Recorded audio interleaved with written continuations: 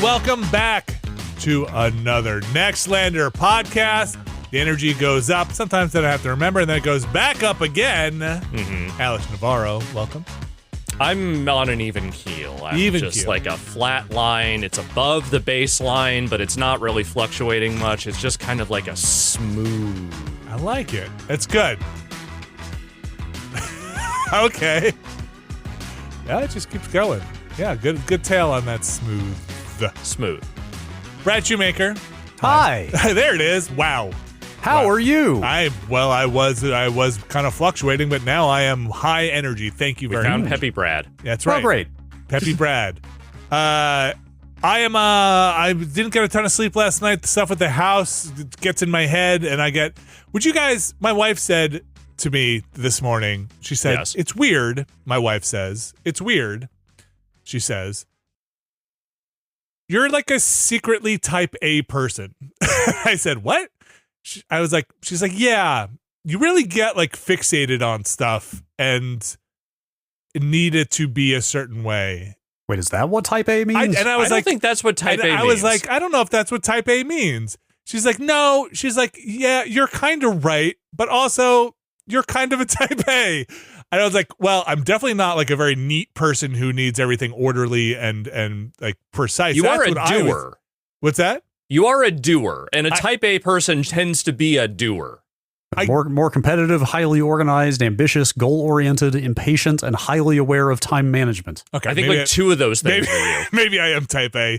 I don't think I'm. She does call me competitive sometimes, but then I always say I'm not competitive. But then I think I only compete in things I'm going to win at. So does that Right. make me competitive or not competitive?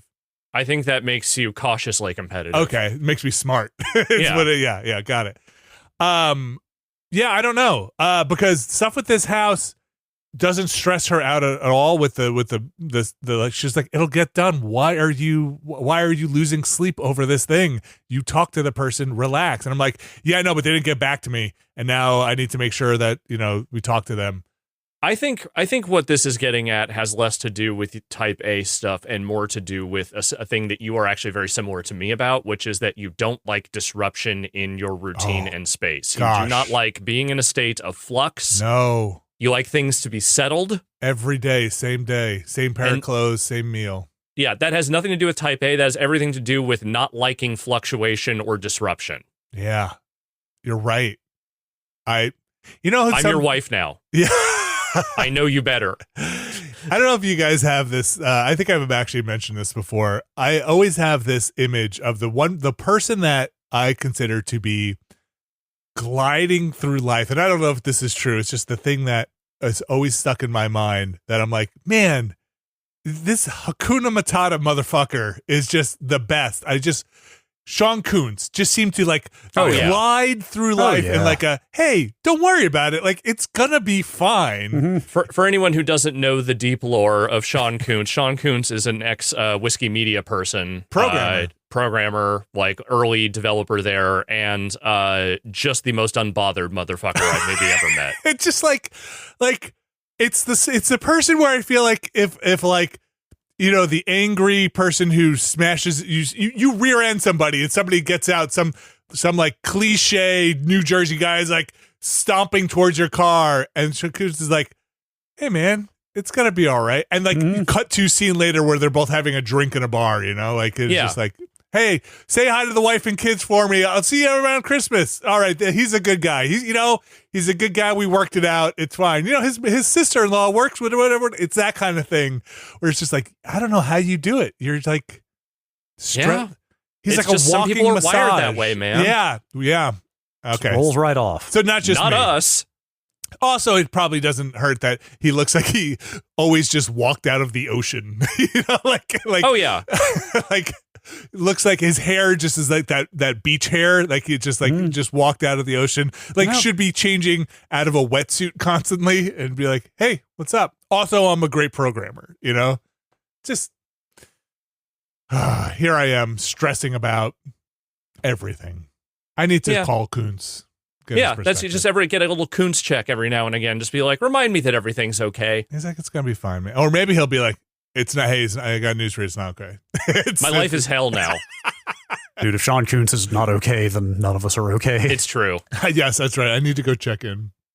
So yeah, that's look, I people have followed along with this for years, but I would like to just make sure everybody knows the story here is maybe 2.5 more weeks. And I say it to record it so that in 6 weeks, when I'm like 2.5 more weeks, people can send it back to me. But yeah, it's construction continues apace over there. How are things going? It's like really consuming a lot of my time. How are things going by you guys? I'm excited to see, like, my experience of the finished product is just going to be a sliver of a webcam feed. I know. Yeah. I know. Or a hexagon of a webcam feed, as the case may be. And I'm just curious, like, what will change? How finished is it going to look? Is it going to look like a hotel room? Or, I mean, not a hotel room, but I mean, is it going to look like a finished livable space now? Or what's going on? I'll do a walkthrough at some point and post it for sure.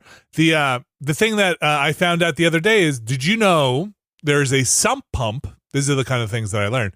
Sump pump, which pumps water out of like a pit, right? And pumps it out of your house. That's the sump pump.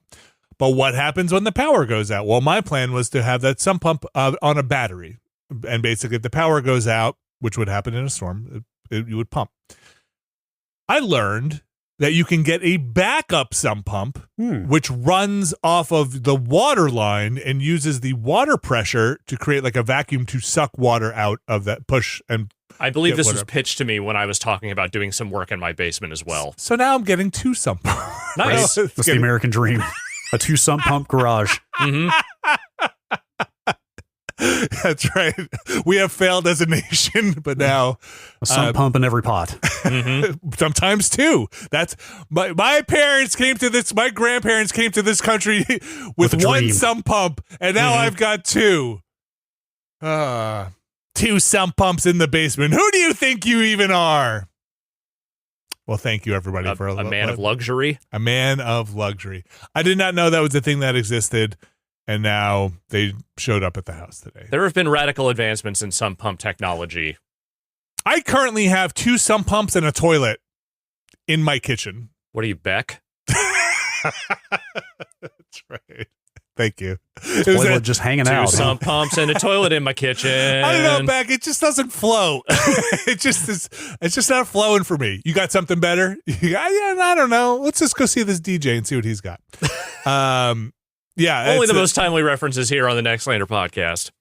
Look, we've got a lot to cover this show, though less than I would have anticipated. We're going to talk about Gamescom. I'll just say out of the gate here, I thought it was a rather tepid show. I thought, a couple minor interesting things, but yeah. So we'll talk about that in just a little bit. But first, let me let you guys know here. Update: I finished that Mafia game. I did. The old country.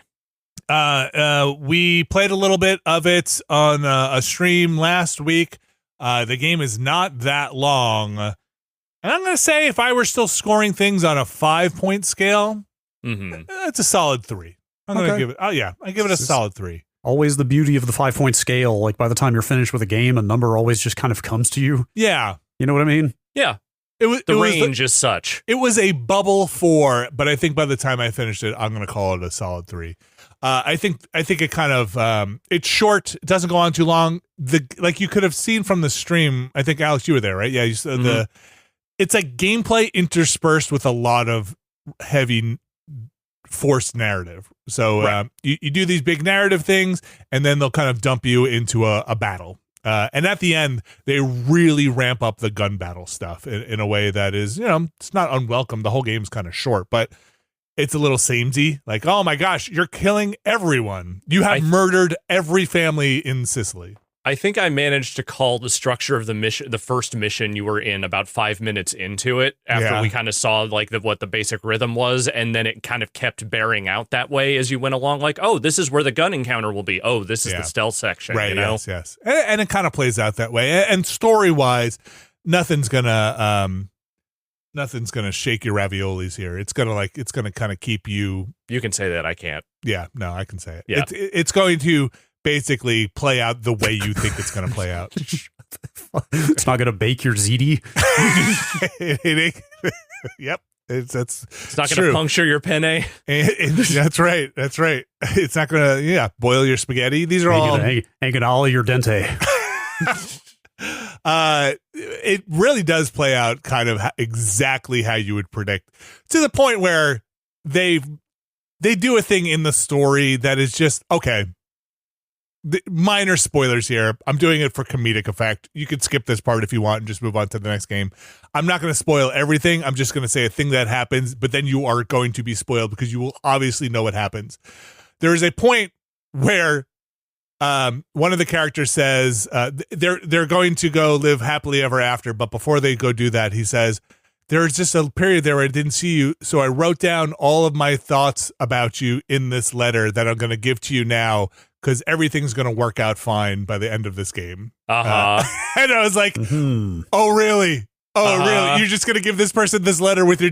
this letter definitely won't be read later on in the game by this person when you are no longer with us. Yeah. It's just such a weird plot device to be like, oh, hey, I know we're about to go have our awesome life together, but I just want to give you this letter of all these thoughts I just couldn't say to you in person. Hold on to this for later. Like, okay, sure. That's some great writing right there. It was a little ham-fisted. Yeah. That being said, I did enjoy some of the characters. I think they're fun. It just plays out in a very filmic way, a very cliche filmic way. These characters are stereotypes and of the films, of Mafia films. So solid 3. I went back and looked at my review of Mafia 2, where I said something at the beginning about like it's kind of surprising not to see filmmakers like Coppola and Scorsese credited at the end of this game. Oh, sure. Yeah. Because it's so cliche ridden. So I guess maybe that's kind of always been this franchise to some degree. I don't have that much familiarity with the Mafia stuff. I think I played through 1, but I kind of checked out after that. So I don't know. It doesn't overstay its welcome. That's good. It does its thing. It has a fairly large set piece thing at the end. A lot of battles. And now we will just forget about Mafia for another 5-ish years or so until someone just gets a hair up their ass to make another one, I guess. I guess that's the biggest question mark I had at the end of the game was, what happens now? Where do we go now? Is it Hangar 13? Is that this is a weird space for this game, which I understand games are expensive and hard to make. It's not an unwelcome space for this game. Maybe they get brought in to help out Cloud Chamber with the new BioShock, which was distinctly possible. Later. Yeah, we'll talk about that later. I mean, Hangar 13 has definitely gone through some major turnover and has not had an easy road through post Mafia 3, but I don't know. I feel like what you're describing here is more of a proof of life document than it is like, the next big direction for this franchise. You know what I mean? I appreciate they had a scope and they worked within that scope, I guess. Yeah. Like that's, I actually really like that it is about 10 to 12 hours long. I just think. No, I don't have a problem with it being short. It just also seems like fairly unambitious by and large. Yeah, it's a weird one. You don't see many like that where in 10 to 12 hours, maybe half of that is gameplay and half of that is driving and getting to a mission. But like I said, I think the characters are delivered well enough, and the narrative, though cliche, is fun to see to its conclusion. Oh, there is I should mention this game should not do this. There is a stealth part near the end where, like, how do I explain this? I'm not going to do spoilers here again, but this happened in that Star Wars Outlaws game where you're put in a situation where you clearly can't just shoot the boss fight at the end. Like, you're dealing with people throughout the entire game where you've just been shooting, killing everybody, but you're in a situation where you can't for some reason or another. And it does one of those sneak up and get one hit and then sneak around the environment for a while. Like, and they go, and something happens. They get electrocuted or something happens. And then you have to stealth around. But if you get caught, you have to start the whole thing over again. And you have to do that, 3 times. I really don't enjoy that change up in the gameplay, that weird sneak around box. Because you just do that thing where you just fucking go around boxes. It just seems so dumb. You just like...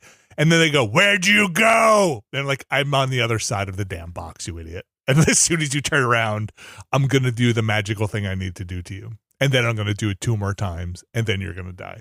I don't know. I don't like it. That's my criticism. Okay. Yeah. Sometimes it doesn't need to be any deeper than that. Just, I didn't like that. I mean, it sounds like of a piece with everything else in this, right? Which is like, not to be overly harsh, but design of a couple of decades ago. Mm-hmm. Well, like I said, Outlaws had a similar thing in one of its encounters, and I was like, why are we doing this? I think you just do it to change it up, because what are you going to have? It makes it seem like a more one-on-one thing. That game also has that knife fighting, but again, for story reasons, it doesn't play out that way. That knife fighting thing is also very weird. Not terrible. Again, but not great. It is 3. You know what that means. Yeah. Before we move on to the break here, to talk about some other games, Brad, you played some Sword of the Sea. Sword of the Sea. Sword of the Sea. Would you describe that? My son said as I was booting it up, I only played a little bit of it, but as I was booting up, he's like, "What kind of game is this?" And I said, "It's a classic sword skater." I said, "I think I would call this a vibes-based game." And he said, "I have no idea what that means." And then I jumped in. I was like, "I would maybe change that to a vibes-based snowboarding game." Yeah, it's a swordboarding game. Swordboarding game, yeah. This is the new Giant Squid game. Giant Squid was founded, if you don't know, Giant Squid was founded by the art director of Journey and Flower when he worked at that game company. Mm-hmm. They made Abzu. Did you guys play Abzu? I did play Abzu. I thought Abzu was pretty all right. I quite liked Abzu. I finished that one. Then their second game was The Pathless, which I thought was interesting, but did not stick with as much. That's the one with the bird, right? It was interesting. What I remember of it is like you run like super fast in that game, but to keep running fast, you have to like shoot these targets in the environment with your bow and arrow as you're going. Yes. Like it was a PS5 like launch-ish game. I think it came out right around the launch of the PS5 Series X. I thought that game was interesting, but I did not put a ton of time into it. I am pretty impressed with this game. I don't know what you think of it so far. It's like it's got a great flow to it. Yes, it plays. So I was like immediately the controls are like, yes, okay. They want you to move fast and have fun in this game, and not like it's very forgiving. Not have to worry about maintaining your momentum. This is the game that if you looked at screenshots or video and thought it looked an awful lot like Journey, you'd be forgiven. Yes, but also again, they came by it honestly because straight up like the same guy who helped mainly define the look of Journey in the first place. Not only is it Journey, I mean it is also Abzu, and there was definitely like a lot of aquatic stuff. So I assume you've gotten deep in enough to start seeing some of the aquatic. Oh yeah, I'm up to like the second area ish. I've gotten the I don't know if it winds up being an antagonist or not, but the shadows of the other antagonist skulking around start showing up in the background. Yeah. I'll just let me get through the basic gameplay and then I'll touch on that aquatic stuff. I think is like pretty fucking cool. And you go faster visually, on it, which I like. Yes, and you're faster on the water, but it's like if Journey was a snowboarding game. Like that's basically what this is. I hate to be reductive, but without the multiplayer stuff though. It's fully a single player game, but it is very much set in a desert with sparkly sand in the exact same kind of way. Mm-hmm. Except you're on a sword that is basically a snowboard. The controls are incredibly fluid and forgiving and easy to parse. Like you stop on a dime on that thing. Yep. You don't have to double jump. Yeah, double jump. Like there's a trick system, which I don't think I love the trick system right now, but it seems to be developed. I've got the second upgrade on the tricks. I also have gotten the what is the second upgrade? I can't remember. Spin tricks. That's right. Yes. I think there's like six or seven tiers of tricks, so it might get pretty elaborate by the end, maybe. Because the first set of tricks, I didn't even feel like I was doing them correctly. Like it just they were like grabs and they did stuff the first tier of tricks are like barely even noticeable when you do them, and also it doesn't like I got a trophy for doing some kind of 5x trick combo or something, but it doesn't actually tell you in game what you're doing combo wise at all. So that was just kind of a surprise because it was just So far, it's just been like, hey, you can do tricks. And I'm like, all right, cool. Why? Like, what does that do for me? Because I can't even see feedback on the tricks I'm doing. But anyway. Did you get to the little skate park arena thing where you can like get the high score and then you get a bunch of, I forget what they call them, crystals or whatever they are? No, where is that? I think it might be in the second area. But I think I'm at the beginning of the second area. I finished the, you go inside, like the game starts out outdoors, and I think the outdoor stuff is really excellent. Yeah. The indoor stuff is a little bit harder to navigate for me. Yeah, like there's not as many spaces indoors to like just get speed up and just go flying. But you get around. wall grinds, which is pretty cool. Yeah. So anyway, I got to the end of that first big indoor sequence, and where the big doors open, you go inside. I saved at the obvious point where I was about to like kick off into the next biome. So it's funny you mentioned that because there is this area where it's like get the high score. I ran it once, and I was like, oh man, I'm stinking at this. I'm like really stinking it up. And then I did it again. And this is a me thing. This isn't necessarily a game thing. I just spammed. I held L1 and spammed, like did the fat finger all the buttons at the same time. Mm-hmm. And you had to beat, I think it was like 8,000 on the score. I landed, it was immediately like 64,000. Right. And it was like, you got the high score, man. You're That's good. Fun. I mean, this feels like this game just wants you to have fun playing it for the most part. Because you could stay in that area, you could stay up in the air basically infinitely. Okay. If you're hitting the wall, double jumping, and hitting the wall, double jumping. And yeah, it's that I think doing the trick system does not necessarily right now feel like the point of friction in the game to do anything. Yeah, it's really just chill, man. Kind of there to hang out and have fun with. I think I heard around Summer Game Fest that you unlock some kind of actual more specific trick score mode thing after you beat the game. I could see that. But that first area, I was really just like incredibly impressed with some of the stuff they're doing.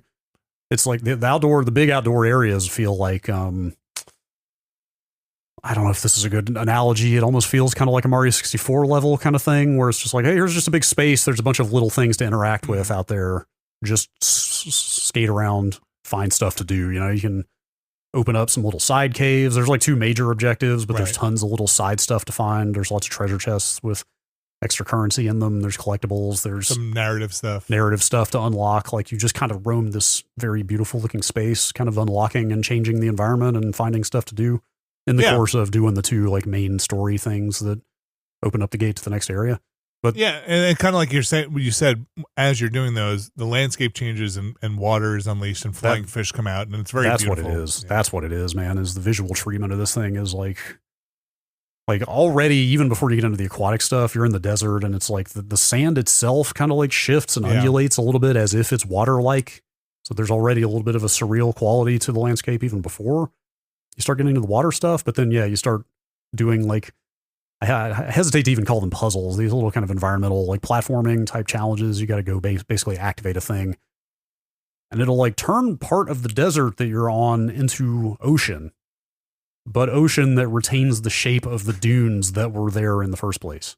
So it's like carving or transmuting like parts of the desert into ocean, but the water is doing things water shouldn't be doing, you know, like forming big dunes and dome shapes and sticking that way, but there's still depth to the water. You can see coral reefs and stuff underneath. It's like a really uncanny effect, at least to me. And you stay on top of it. You do just kind of glide on it. You kind of snowboard around it. And like you said, you're faster when you're on water, and sometimes the fish just kind of come out of the water and start flying around you. Fly around. And like later on, especially like some of the more story set piece type things like that you convert, like they must be doing like particle system stuff to just make like insane schools of fish. I'm sure you've seen, there's one in particular I'm thinking of that I'm sure you've seen where you like snowboard through the air through it, and it's like thousands of fish. Oh, I don't know if they did all just kind of like parting. Oh man, that sounds cool. It's at the top of a really tall building in the first area. It might have been a side thing. Yeah, okay. Like you could have moved. I think it's where the killer whales appear, or maybe the dolphins. I forget. Oh, okay. There is like a dolphin, like I don't forget where it is, but there's like a whole dolphin like hero. Did you see that story bit? Like like there are little statues to the dolphin. Yeah.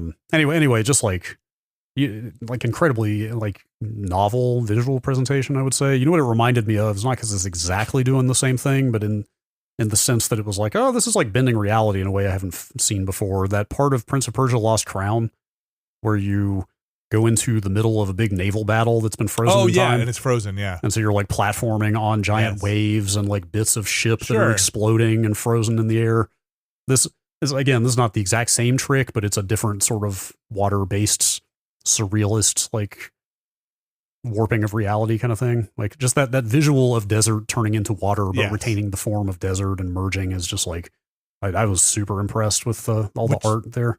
I like works for me much more than than the flowers growing over the industrialized landscape. It doesn't feel as like it's not quite as on the nose. Yeah. Like, I mean, there is some of that here. It's like arid desert turning into like lush aquatic stuff. But deserts are beautiful. Yeah, it's still like well, of course, if you read into some of the lore drops are very much like, the war with the gods robbed the ocean of its moisture and left it an arid wasteland type stuff. So they seem to think the desert should be an ocean, but I think you are the sword of the sea. You are like this champion of the sea, like bringing it back. Yeah, you're kind of like restoring the ocean somewhat, but a couple times I definitely thought knowing your feelings on flower specifically might roll your eyes at some of the. No, I've dug it. Look, we've seen flying whales before since Fantasia. Like the fish, but this is working for me. I think it's also the gameplay is just fun. Yes. Like it feels like Journey with more gameplay. Like it feels like if you have a slider that's like video game at one end and sort of like experience at the other. Yeah. Like this slider has moved a little bit toward the video game end of that, but still feels like a Journey like kind of game. But there's like actual mechanics and exploration and like puzzles to solve. Obviously, again, missing the multiplayer stuff from Journey, which was a huge part of Journey's experience. But this is I don't know. It was just I had a relaxing time, which I needed. Like I said at the beginning of the show, just sit and like chill out. There's nothing punishing about this. It's like really pleasant to play. Like it looks beautiful. It's got Austin Wintory doing the score. He's done Journey and Abzu and all that stuff. So very much one of those types of games, but a little bit more like meat to the mechanics, I think. Yeah, and like I think that's the biggest thing is it's very beautiful and you feel good playing it. Like the it's just pleasant and beautiful. And it's $30. It's out on I think it's PS5 and PC are the two platforms. I think that's right. I think I saw no Xbox yet. I did see that the main story is like 3 hours long. Oh wow. Okay, maybe that like other mode with the trick stuff. Yeah, I did read that but there's quite a bit of optional stuff in there to find. Yeah, do you have any idea what the conch shell collectibles do? I don't even know if I've got one of those. Okay, well, so I found like 3 of those so far. There's a fair amount of hidden stuff. I assume. Okay. I wonder if I can go back. Yeah, I assume they're eventually just going to let you revisit every area to find all the stuff you can do because there's a fair amount of stuff you could just miss. Yeah, I've mostly just been getting the currency for the trick upgrades. I don't know if I found anything else. There are like interesting little platforming challenges to get to the tops of certain things. So I've been spending a lot of time on stuff like that. Very cool. Sword of the Sea. I dug it. It again available. I think PS5 and PC. $30. I should mention Mafia we talked about before. That game is $50.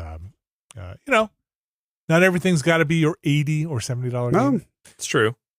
All right. Let's take a break. Let's come back. We have a couple of other games to talk about, but really I think we're going to dig into, after that, the Gamescom stuff and some more news and what tickled our fancy, let's say, at the Gamescom showing. So stick around. We'll be right back. All right, we are back. And it is not only the season for Gamescom, it is the season for Madden. And Madden will never miss a season. No. As long as there are video games, there will be a Madden. It is now Madden NFL. We are no longer John Madden football. We are not. No, it's been Madden NFL for a long time now. Okay. Yeah. Did John Madden see his shadow? I don't know what John Madden's seeing these days. Hopefully not this video game. Oh no! Wait, this is Madden NFL 26. Yes, the most recent one. Look, I don't want to start off on like an overly negative statement here because I do think this game is maybe slightly better than last year's was, at least as far as like the on-field presentation stuff goes, because that seems like where a lot of the work went is trying to make their stuff look more like broadcast and sound more like broadcast. They have gotten more commentator teams together now. So sort of the same way, like on a Sunday, you would be watching multiple games with multiple different commentary teams. There's like 3 or 4 different commentary pairings in the game. And some of them are teams from the real NFL. Oh. Yeah. From some specific networks? Yeah. Like Mike Tirico does some of it. I think, I can't remember a lot of their other names. Look, you could say anything and I would be like, okay, sure. Yeah. It's people I've definitely heard on broadcast. That's for sure. Wild. Okay. I mean, they've had some of that before, usually, but I think last year was when they started to breach this idea, and I think they've added more this year, if I'm not mistaken. Is it?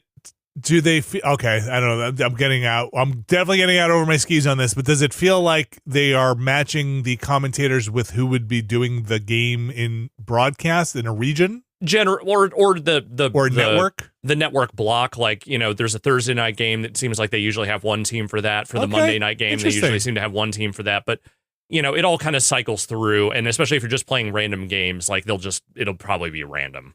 So what have you spent the majority of your time with? The season mode or like just skirmishes? Franchise is where I tend to lean. Okay. You know, Ultimate Team is the thing. They are front and center, as always. I never touch that shit if I don't have to, unless I accidentally click on that menu.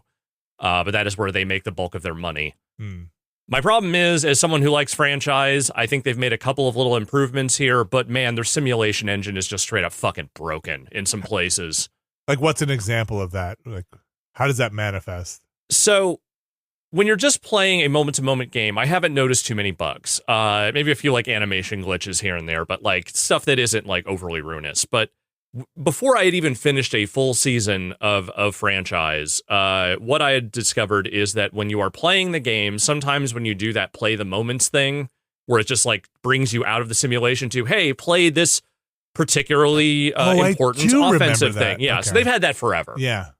The problem is sometimes when it drops you back into the game, the stats just break. Like the commentary will tell you it's 3rd and 1, and then on the screen it will say it is 1st and 10. Which one's real?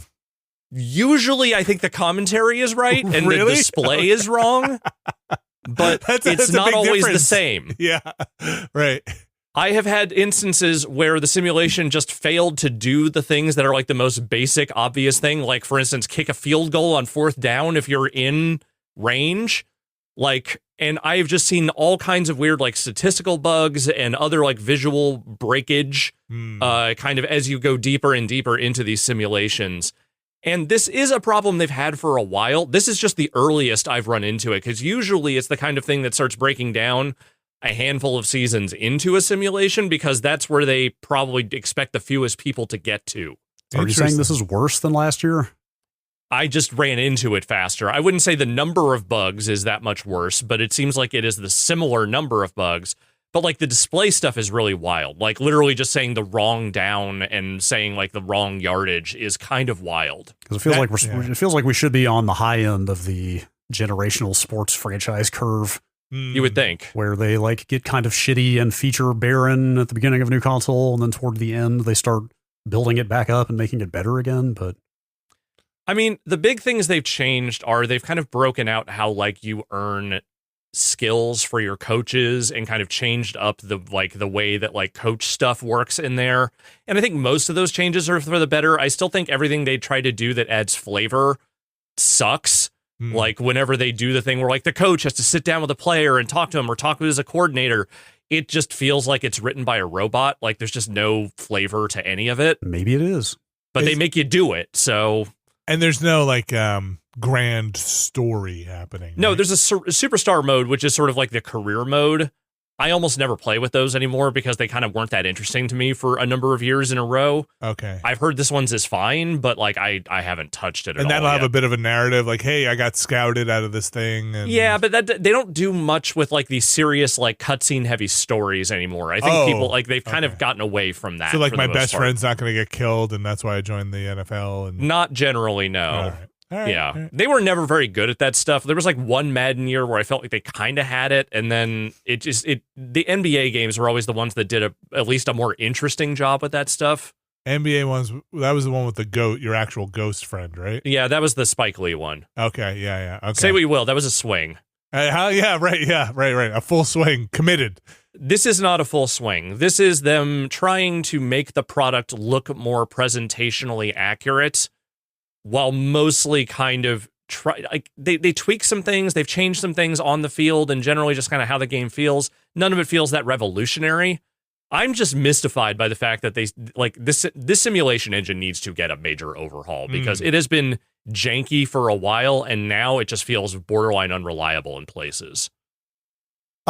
So play to play, if you are playing against someone else in a scrimmage or something like that, that seems totally fine so far. Are you going to get a lot of clips from what's the Madden clips? Oh, well, like there's highlight reel, which is the Chris Pearson thing where, all the great gaming clips, and Madden is usually featured for a little bit there every year. But yeah, is it going to be a fine year for that, or is it going to be, they've tightened it up on play to play? I've seen a few things going around. There's definitely some broken stuff in that game that people have caught wind of that seems a little bit repeatable, but I haven't run into too much of it myself. Okay.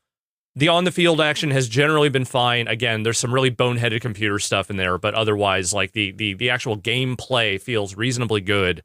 But I've definitely seen my share of like visual glitches and other things too. So I feel like that stuff is probably going to rear its head eventually. Brad, I don't have any other Madden questions to ask. I really don't. Do you have anything for? I still got the hit stick. Okay, truck stick. That's about the best I've got. I think you can still whack guys with the stick. I think was the hit stick in HL? No, the trucks. Yeah, the truck stick was Madden. I think hit stick was also Madden. Oh, okay. I think they had their own hit stick trademark symbol. That's about the recency of my Madden knowledge. The grass looks great. Look, I have been talking about football games in some kind of media capacity for the last 22 years of my life, generally without interruption. Before we came into this podcast, I sat there and I wrestled with myself for a while being like, have I finally hit the wall? Am I finally out of things to say about football games? Am I now at the point in my life where really all I want to do is just sort of like grumble about them in peace and not have to have a take? I eventually came to the realization that no, I do still have a little bit left in the tank, but it might be getting some rust into that manifold now because we are really getting the bottom of the gas tank now. I might be nearing the end for me. I mean, the game of football has changed over the last 2 decades, but maybe not that significantly, eh? No, no. And I just don't, I think, again, going this many decades without really any meaningful competition, revolution in Madden is just not possible at this stage of the game. It will not happen because there is no reason to invest in revolution when people still buy the junk you put out. I'm not calling this game pure junk. I'm still having some fun with it. But it really feels like, look, this is what we could accomplish. So forgive my ignorance on the sports side of things, especially the EA side, but they do have their NCAA football this year as well. Yes, that came out this year. I have not actually touched this year's NCAA game. I did not see a lot of enthusiasm around it. Mostly, not that it was bad, just that it did not make any big leaps over, that first game. And now look, it was the first one in forever. Yeah. It's going to feel like a revolution in its own way by being there. It seems like they mostly made some like mechanical changes that were good, and otherwise it's pretty the same. All right. Well, Madden NFL 26. I bet that's still selling just fine. Oh yeah. And yep. Nothing I say here will change that. And I realize that. That's also maybe part of why I am realizing, does it matter if I even have a take anymore? Because I've been trying to tell people for decades now that, like, hey, maybe you don't buy Madden every year because sometimes it's bad, but that never helps. So what am I doing? What's my contribution? You get the new rosters and you get the whatever the new thing is. So yeah, I can't stop you from getting that. If that's what you want, I can't help you. Enjoy it. Live your life. I did it. That's available pretty much on anything that'll play a video game. $70 as the base price there. All right, moving on. I played a little bit of a game very different from Madden called Is This Seat Taken? Do you guys remember seeing this at all? Yes. Yeah, okay. I've kind of like had my eye on it. It's cute. I'm not quite sure if Is this seat taken?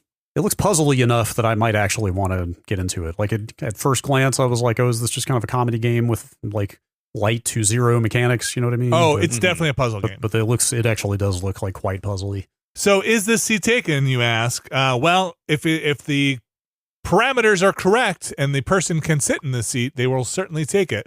So, okay, yes. One look at this screenshot.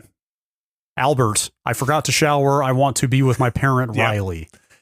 So it's not quite a latent puzzle extrapolated into a game, but it is like Albert will only sit next to Wiley. Wiley does not want to sit next to loud music. Joanne, logic thing. Yeah, and you get scenarios. There is a veneer of continuity throughout some of this, where you're getting a kind of a story of stuff that's going on here. But generally, it's like, hey, here's a bus, and you've got 5 stops on this bus. Every stop along the way, new people will get on, some people will get off, and you need to put them in the appropriate seat so this bus can go. This person wants to sleep, doesn't want to be near loud noise. This person is going to be playing their radio. Put them in the right spot so it all works out. Right. Okay. Does it seem like each puzzle or level has exactly one right solution, or can you kind of like anything that fits the parameters is fair game? There was at least one bonus one I played that felt like, oh boy, this is a tight one. This one feels like maybe you have to get this in the right spot. But generally, I would say no. They have stages to the puzzle, to the scene. Usually it's four stages that'll be inside a vignette. So stage 1 is usually introducing you to the new mechanic or what's going on in it. And then by the end of it, you're like, okay, I get it all. And now it's more complicated. You know, one might be a bus, one might be a movie theater. I eat popcorn. I can't be next to somebody who's eating popcorn. I only need to be next to somebody who's eating popcorn. There's popcorn on the damn seats. I need a clean seat. I need to sit in the back. I need to sit in the front. The continuity comes up with this whole somebody wants to be an actor, or this whole thing. It's fun to see that peppered in throughout some of the little vignettes they have. I've really enjoyed it so far. It's very charming, and it's not breaking my brain in a hard way. It's not asking too much of me. I can generally puzzle these things out where I am. I think I'm up to the second map. My daughter's also playing. She really likes it as well.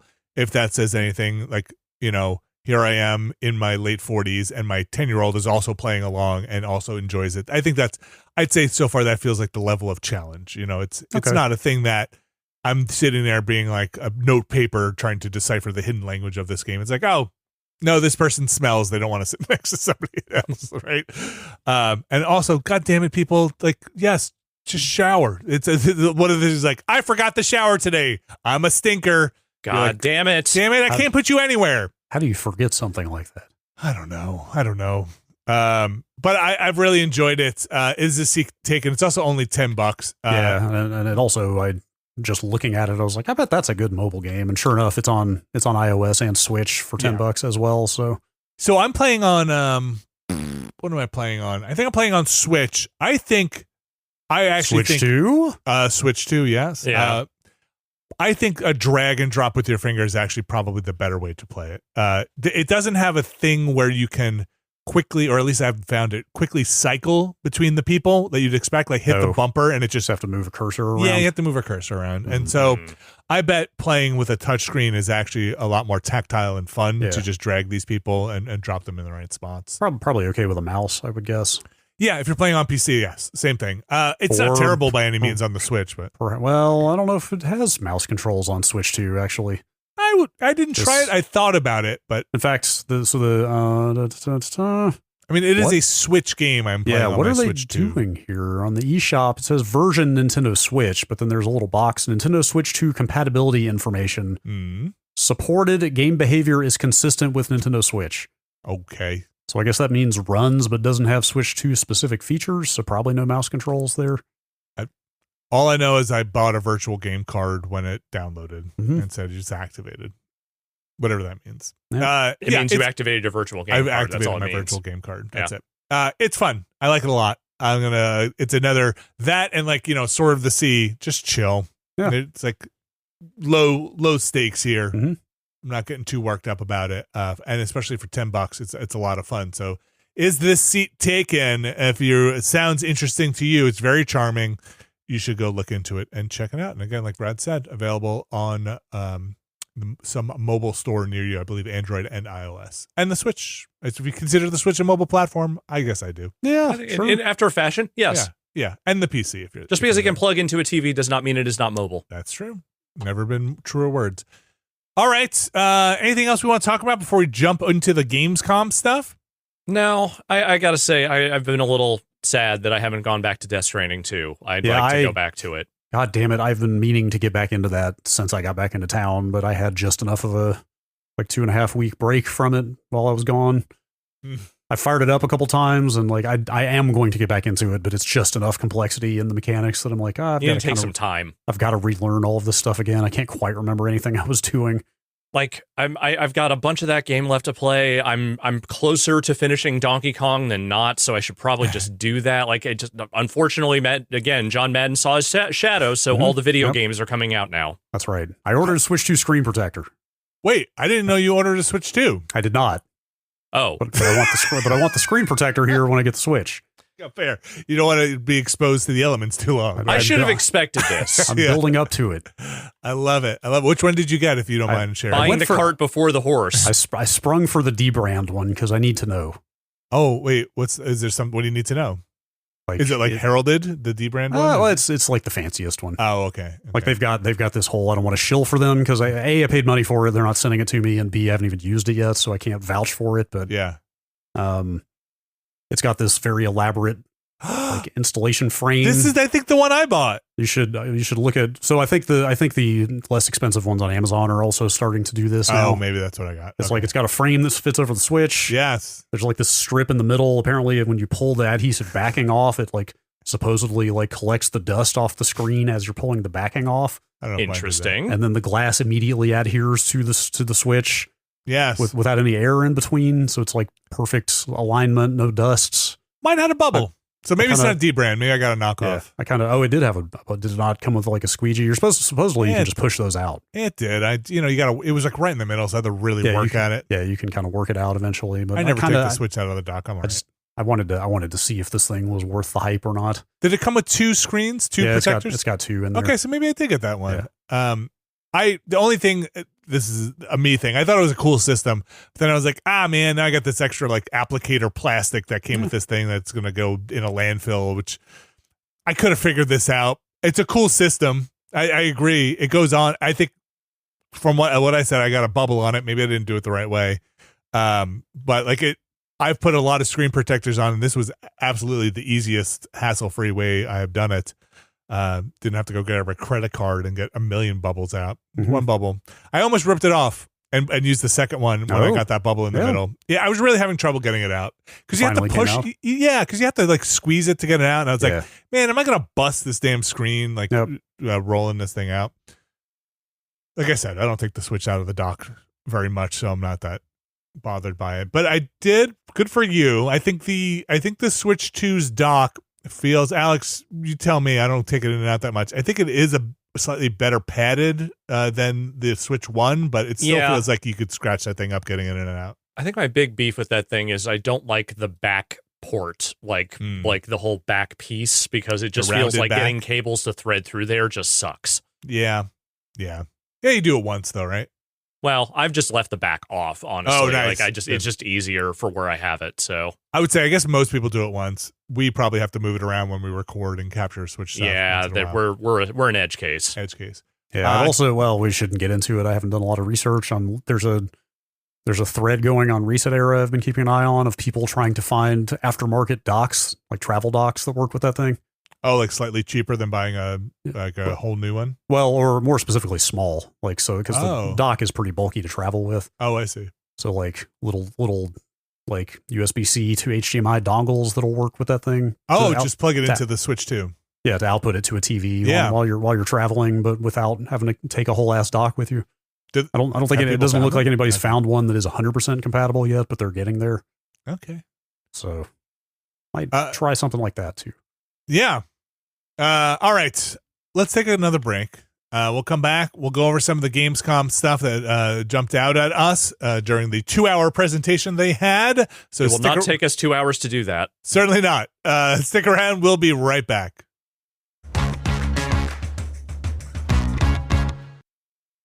All right, we are back. And like I said, we're going to talk about Gamescom stuff.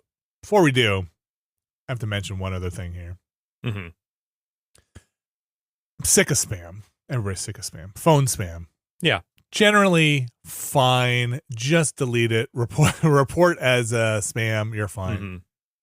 But when you've got something going on, and it doesn't have to be like I have this stuff going on with the house, fucking that's the worst. Because I get messages, phone spam that's like, hey, do you have time to meet right now or talk right now? And I'm like, shit, is this a plumber? Is this It's never a plumber. Nope. Yeah.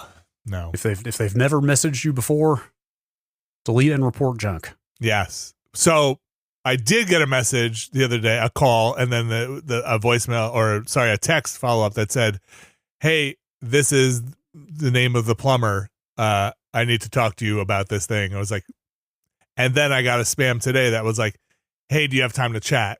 And I was like, well, I have to use my human capacity here to filter out. One was real, and one was fake. So the real one can sit next to the fake one, but the fake one can't sit next to the real one because he stinks. None of this is necessary. Saying this texting or spam or all of this could go away. How? If we had the political will to deal with it. Oh, spam, you mean? Mm-hmm. What can I do? How do I change this?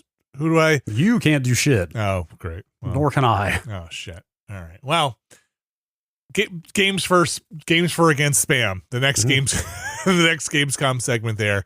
Gamescom 2025 is in the books. Jeff Keighley went out there. Well, so the opening night live. Yes. Gamescom is ongoing. Just beginning, I believe. Just beginning. The opening night, which was live, we talked over it, is in the books. Jeff Keighley came out. A lot of chatter about Jeff Keighley's brown shoes, I guess. Was there?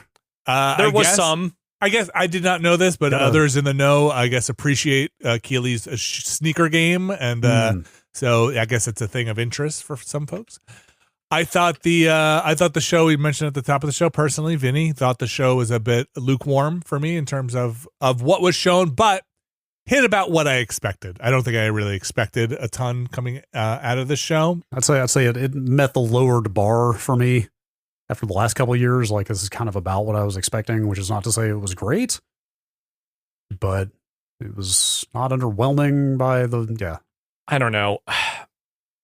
Just speaking broadly about these things and sort of the Keighley-ification of everything when it comes to these sorts of events, I do think there is something missing, generally speaking, from the way he is putting on these presentations versus how something like an E3 used to be run and how like the individual company press conferences used to be run. Which is to say that when we are getting the Keighley presentations, every single thing that happens on that stage is either a trailer or a person you are vaguely aware of, either in development or because they're famous, coming on stage and talking to him. They don't do really gameplay demos during a lot of these stage presentations. And I understand why, but I do feel like that is something that is sapping some of the interest out of these things for me, because one of the most exciting things that could happen on an E3 stage, generally speaking, was someone getting up there and doing a live demo of something. Yep. I don't disagree. I mean, they're so packed with stuff, too, that it's not built for it. I get that. Yeah, and also, I mean, we're in a world now where every publisher has their own YouTube channel and Twitch stream going during one of these things. So, like even Nintendo does that, Nintendo doesn't put gameplay demos in directs, but they have Treehouse streaming for 3 days afterwards to show you the games. And so I 100% agree, Alex. I think in a less than stellar lineup of reveals or big announcements, I think it showcases that more because they also start to bleed all together. You have the same host, and this isn't actually a knock against Keighley, but they have a very similar format. One has awards, one is in Europe, right? Yeah. One is in LA in the summer, but even during the show, it was hard to parse out, where did we see this before? Was this at this event or this other Keighley event? So it's blending together in a way that I think is neither benefiting the sort of Keighley-verse and his sort of like ongoing various endeavors, and also the people who are watching them. Because when they all kind of feel like the same event, I'm not even just talking about literally some of the same games from Summer Games Fest just being here again in a slightly different form. But like from event to event, it really does feel homogenized in a way that is just not giving me much of anything. Like I understand that like the games are in a weird place right now, but when you had that hyper focus of, hey, we're Nintendo, we need to show you the Nintendo games coming out right now on a stage, there was more room for them to luxuriate and sort of like really build out like what they were showing and do it in more substantial ways. Everything about these presentations just feels very insubstantial. And again, I think it's highlighted even more when you walk away with not too much to hang your hat on to especially this year. Yeah. To tickle. Yeah. So that being said, another one happened. I think technically it's almost too smooth now. Like it was like really. No, it's child-proofed. Yeah, the production of it, I think, went very smoothly. There was no awkwardness. It didn't even have awkward guest stars come out. There was no opportunity for awkwardness because everything was like, okay, we're on to the next thing. Yeah, here is my efficient German co-host. Here we go. She's going to do her thing, and there we go. So, look, shout out to Keely and the production team for putting on a very technically proficient show, and the games industry being able to produce the big announcements and provide them here. I feel like is neither here nor there. Just I walked away with, I think, a kind of similar feeling that you're having, Alex, that like it was almost a little also ran-ish, a little very much so. But there were some things in there, and let's jump in there. Some things that were shown, some things that were revealed. I think a lot of stuff that we had known about, but a couple of reveals here. Can I get out ahead? Yeah, please. Of something that was not announced during the Keeleys, but was apparently announced today as part of the Gamescom thing. Please. That I need to make Brad Shoemaker aware of. Oh. Star Trek Voyager Across the Unknown. What? They are making a survival strategy story game based on Star Trek Voyager. Why is it Voyager? Because it is about surviving. Oh. And that is their whole thing, is they spend 7 seasons way far from home. Sure. Huh. Oh, yeah, it's full on. There's Harry Kim right there. Yep. Is it a crafting game? It does look kind of like, dude, it's got the full-on XCOM, like, ant farm cross-section of the starship. Yeah. With little people moving between rooms. There is almost no application of Star Trek Voyager you could get me interested in that isn't this. This actually sounds kind of interesting. Sounds like a pretty pitch-perfect use of that very particular license, actually. I might play this. Who's it? Do you know who's making it? Daedalus? Wait, really? Daedalic. Or they're publishing? Daedalic. Okay. Game Excite is the developer. Okay. I know nothing about their pedigree. Man, what the fuck, Keely? Why do you not put this on the stage? I know. Yeah, like I could nothing against. I know Voyager's got its diehard fans. It was never anywhere near my favorite. But who is the captain in Voyager? Janeway. Okay. Kate Mulgrew. Okay. The only other game this developer has made is an Asterix and Obelix game. Huh. Okay. All right. Yeah, there might be something to that. Like, look, there's a big fat L cards interface on my computer monitor. Mm-hmm. That's enough. That's at least enough to get me to check it out. I think this could be interesting. Well, Alex, anyway, so sorry for derailing. No, that's great. Since we're in Star Trek town right now, I figured this would be a good thing to lead off with. Sure. I love it. I'll just kick a thing off that I saw during the it was in the pre-show before we get to the show as well. I don't know how this was received by the general public, but they're making a full-on new Bubsy 4D. Bubsy 4D, they led the pre-show with that. Bubsy 4D. You open with the showstopper. A full 3D platformer. What do you guys think? Have we looped back around from where they were doing Bubsy as a joke to just doing Bubsy sincerely again? Oh, yeah. I mean, this press release, VP of Games at Atari, Ethan Stearns, is quoted in this press release. Bubsy has always had a reputation, some of it notable, some of it infamous. Yeah. So they are definitely leaning into it. Great. Fantastic. We don't need more Bubsy as a joke or otherwise, but if they're going to do it, Godspeed. The vibe shift I'm detecting is that people might actually be down for this. This is it for Braz, the name of the studio? Yeah, I don't know. I've never heard of them before. So I had never heard of their catalog either, but I guess people like their Demon Turf, games that they've made. I don't know much about them, but I guess they are well received. Yeah, I've never heard of them before. We might have some more to say about Bubsy. Oh, they made Slime Song another time. Do you know that? I've heard of it. I think I have it installed on my Switch. I think I've ever actually played it. It's like a pretty well liked 2D platformer though, so I think they've got some pedigree.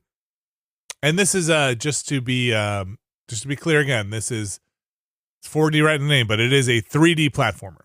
It is Bubsy. And Bubsy. It is Bubsy. Mm-hmm. We'll have some more to say on Bubsy at another time. Will we? Well, I think we will. Interesting.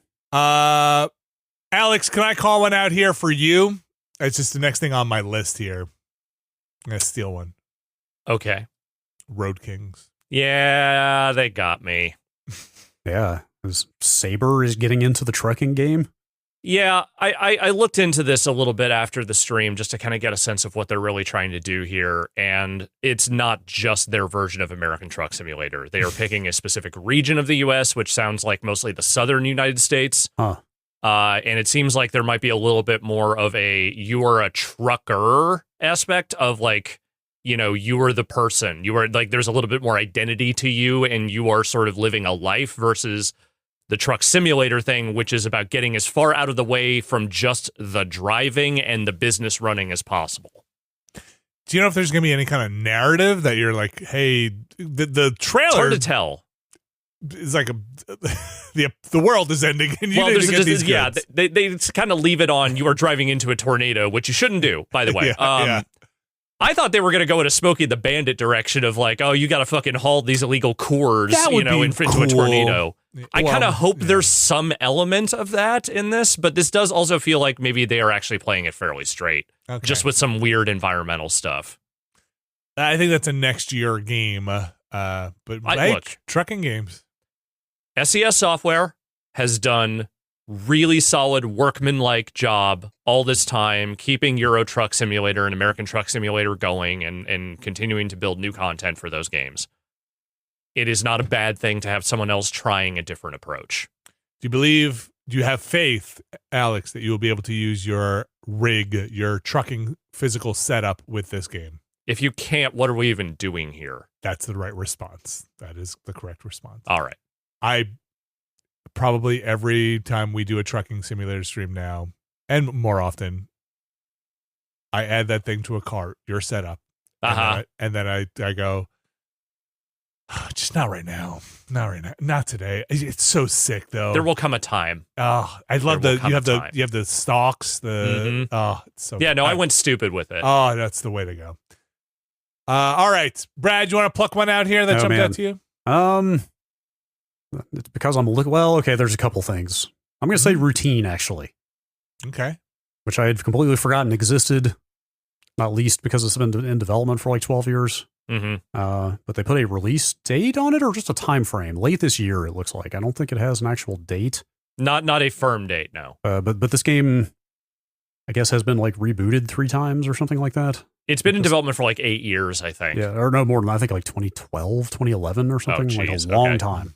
First-person survival horror, but I just thought that trailer looked fucking incredible. Like, yeah, it's that tight corridors, like handheld gadget and flashlight, but it was when the corridor started flooding, and I thought the water rising looked like really oppressive. Like just something about the way the floodwaters were rising. I was just like, man, there's like a look and a vibe to this that I was really impressed by. So should this is like not ringing any bells. Should this be ringing bells for me? It was on some stage shows and presentations around the time it was announced, but I feel like it has made only very intermittent appearances anywhere since then. Like, 2012 is when it was announced, so it's been announced for 13 years. Oh man! Originally, I don't think they've showed much of it since then. Originally, it was supposed to come out in 2013. That's financial hurdles, dissatisfaction with the game's direction. Like, I'm just kind of. A lot of stuff has happened, and then it came back a couple of years ago, like rebooted, kind of. But they're finally making it now. Who is making it? Is it a studio that's made something else? No, Lunar Software. I don't know if they've made anything before this. Okay, all right. I just thought, who knows if it'll be good? But I thought that trailer really caught my eye. I guess I'll say, what's the new Bluebird game? Cronos. Cronos. Yeah, Cronos. That also looked pretty cool. Yeah, I thought, and that looks way more Dead Spacey than I thought. Oh yeah. But like pretty strong showing for like some space or sci-fi survival horror looking stuff. Oh yeah, like corridor horror. Yeah, yes, which is extremely my shit. Yeah, I will say I had no idea what was going on with that routine game, but it does have a look to it. And it's that almost photo real look in some parts. Yes. That was very cool. And Cronos they've showed before, and I think something about the atmosphere in there seems cool. Maybe a little more actiony even than Dead Space, faster in some spots it looked like than Dead Space. So two cool games that two cool games. That I love cool games. Looking forward to. Hey, I got Alex. You got another one out there? I know I took Road Kings because I was just very excited for you, but no, you can go ahead. Because I don't have that much. I'm going to be honest with you. Yeah, fair enough. The one that's probably near the top of my list is a full-on Dawn of War 4, a Warhammer 40K Dawn of War 4. That's a lot of wars in there. War. Just making an RTS, just going back to old school Dawn of War. Maybe pulling back from where Dawn of War 3 went and maybe where later Company of Heroes went. I mean, I guess it's probably important to say out of the gate here, if you're familiar with those franchises, this is not Relic. This is, who is, I forgot the name of the people attached to this one. Kingmaker? What was the name of them? The folks making this? Hold on, let me find King Art. King Art. And we touched on it a little bit on the stream, but I have lost track of what Relic's team is at this point. They are independent again. That is what we learned, but I don't know what the current state of them is. They have a game in production. Is it an RTS? I don't have it in front. I had it in front of me yesterday. What was it called? That's Earth versus Mars. Oh, okay. Is what Relic is working on. Okay. So Dawn of War 4, they put out that Dawn of War new enhanced edition for the original Dawn of War with all of the expansions. Probably should have seen something coming in the Dawn of War franchise with this. I'm pretty excited to check this out and see what they're doing. A lot of RTS games out there right now. Like it's kind of people trying some different things in the RTS space. So I'm curious to see what this one is and if they're just going traditional resource gathering, build units, or if they're going to add a little something to the mix here. Yeah, I might be down to check this out just because it's an RTS. Like there are RTSs out there, but it's like Battle Aces got canceled. Stormgate, I think, finally clawed its way out of early access. But like even people on our Discord recommending that I check it out have like very measured recommendations of like, it didn't get quite all the way there, but it's still worth looking at. Like I think there's definitely still space for RTSs despite what's going on. Oh yeah, genre. There are ones, I forget the names of them, but they're out there, right? But sometimes they have they're a blend, right? They do like a blended RTS and run based thing, or they do a blended, just the multiplayer only. And this, or sometimes they're just straight up RTS, which there definitely are just straight up RTSs out there. I think you talked about that one that's in early access, the Scouring right? last week, yeah. So this just looks like old school RTS stuff. It sure does. And I'm pretty curious to see what happens there. It's got I think it's 4 factions in it, with the Adeptus Mechanicus being in there as well, and I think it's story campaigns for each, which sounds pretty cool. Is that a faction? The Adeptus Mechanicus? I forget I asked. Okay. The less I know about 40K, the better. No, that's not true. Especially if you get in there. No, it is true. They're the ones who would have. They're the ones that make the robots work. I've never known a person who got happier learning more and more about 40,000. They're adept at machines. It's right there. Are they not? Are they not like part of the? I don't even, what is it even called? The Empire? The Empire? Is it called the Empire? Would they be their own faction, or would they just be part of that faction? That's probably a bigger question that I could answer on the podcast, or that is beyond my knowledge. They're like, as far as I understand it, and I'm saying this knowing that I'm definitely not fully right here, but I believe they are. It's a mutual beneficial agreement, right? Okay. Well, but like lore aside, though, who are the most likely like RTS faction candidates? Tyranids, orcs. Who are the psionic aliens? Oh, the Eldar.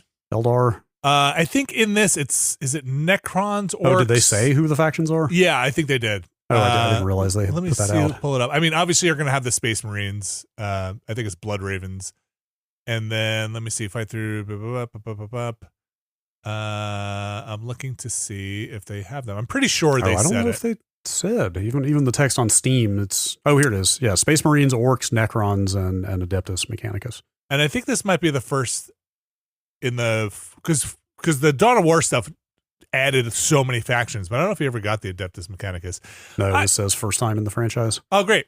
Yeah, so they're a weird one. I think they want the technology, but then the as far as I understand, they want like all the tech and they keep it running.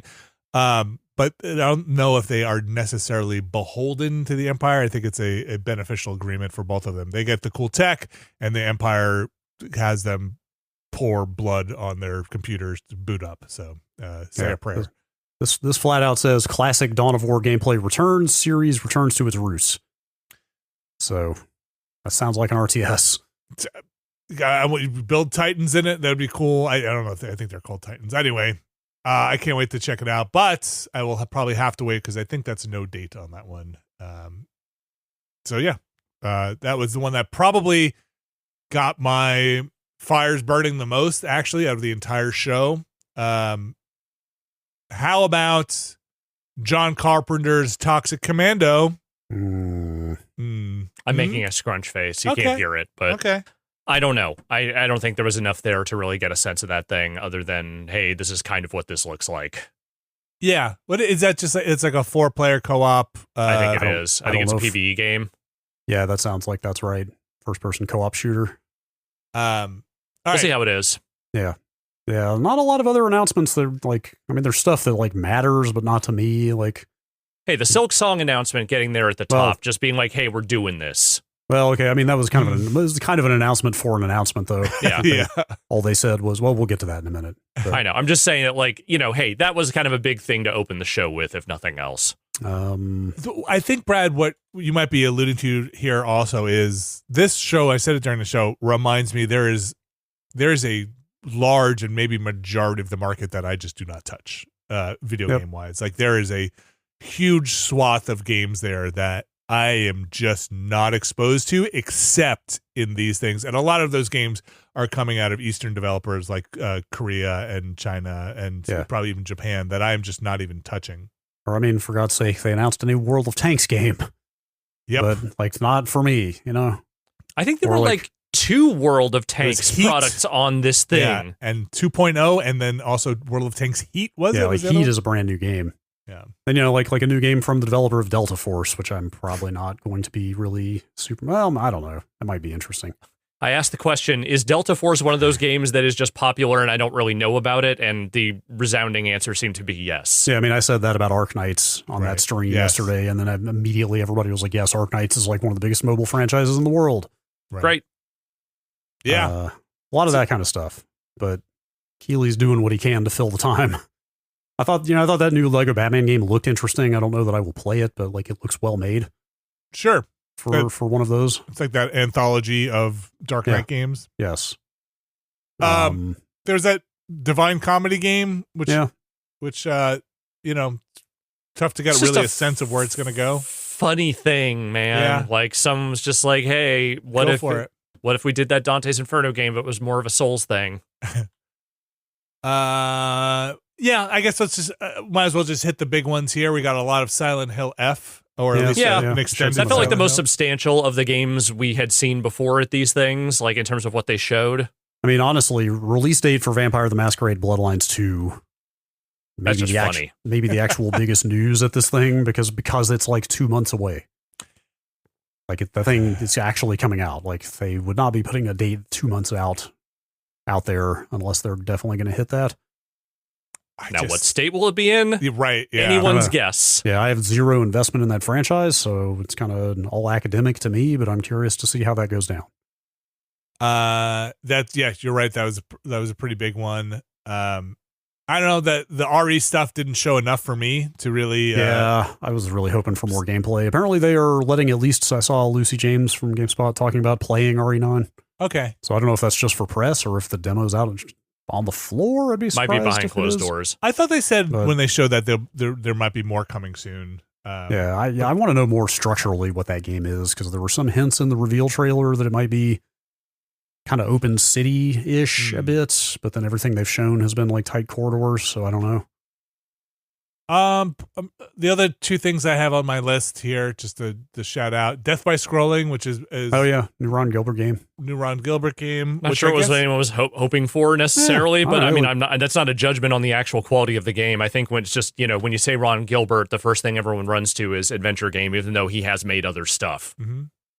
And I would definitely check that out. And then some more Cult of the Lamb, which.